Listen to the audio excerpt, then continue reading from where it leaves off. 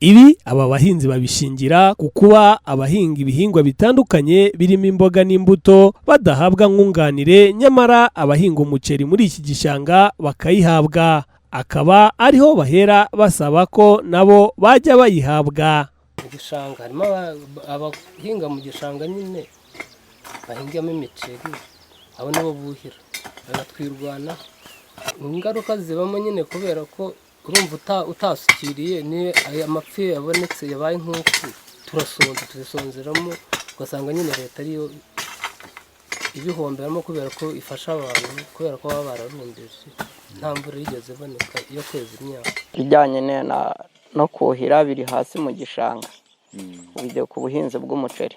Imbogamizi no kuvanga iyo uhinze ntubashe kuhira igihe cy'izuba, igihe cy'imvura, imvura ikaba nkeya, umusaruro uragabanuka. Ya myaka wateye rero ikuma.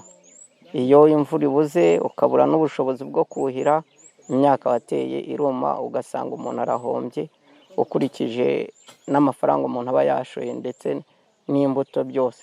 Icyifuzo twasaba ko leta yadufasha mu bijyanye n'ubuhinzi, tugakora ubuhinzi bw'umwuga kandi bushingiye ku bijyanye no kuhira, tukareka kwizera ikirere cyane, kuko ikirere gisigaye nacyo kidutungura.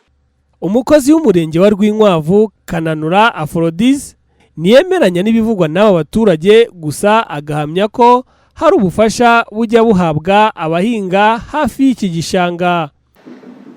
Rero igishanga urumva kirimo imiyoboro itwara amazi mu buryo bworoshye, ariko abahinga ku nkuka nabo barafashwa, begereye ku muyoboro utwara amazi.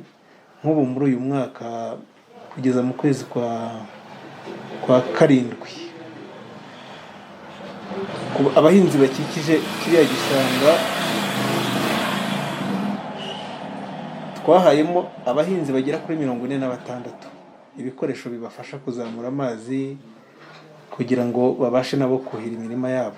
Abagaragaza rero imbogamizi, wenda uko abantu bagenda gahunda bayibona, niko tugenda turushaho kubashishikariza. Yabona mugenzi we wenda yabikoze, ariko abateye intambwe bakagera hano ku murenge turabafasha, kandi niyo turi mu nama turabasobanurira uko iyo gahunda igenda n'ibisabwa kugira ngo ukeneye ibikoresho abe yatwegera. Ubusanzwe abahinzi bafite imirima ku nkengero z'igishanga leta ibaha nkunganira 50%, nabo bakishakira indi 50% y'ibikoresho bifashisha mu buhinzi bwabo, hakiyongeraho no kubafasha kubona inyongeramusaruro. Demokrasi Eric, Prime TV, mu ntara y'Uburasirazuba.